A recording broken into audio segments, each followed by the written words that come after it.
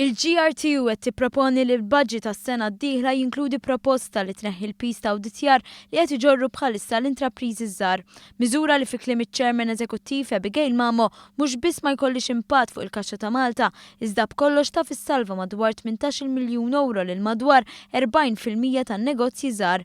Fil-proposti li resqet għall-budget li ġej il-GRTU proponiet li għal iktar inklużjoni soċjali l-intrapriżi għandhom jingħataw sosten biex jagħmlu l-post minn fejn joperaw iktar aċċessibbli għal persuni b'diżabilità.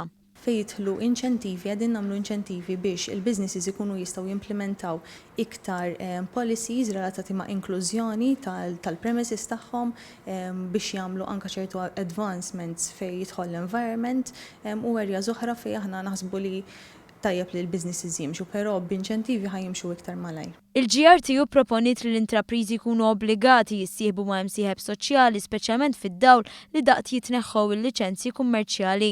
Il-President tal-GRTU Paula Bela nkoraġġixxa lill-Gvern biex għal sena oħra jerġa' jnaqqas iktar il-kontijiet tad-dawl lil man negozji u ħeġġet li jkunu introdotti operaturi oħrajn tal-elettriku. Paula Bela laqab b'sodisfazzjoni il-proġett tal-Crafts Village f'Taqali iżda stqarr li l-GRTU tixtieq li tara iktar inizjattivi f'dan il-qasam. Għanet nejdu li min jagħmel il-crafts hemmhekk, ir-rata tal-vet tinżel mill-18 għal 5%.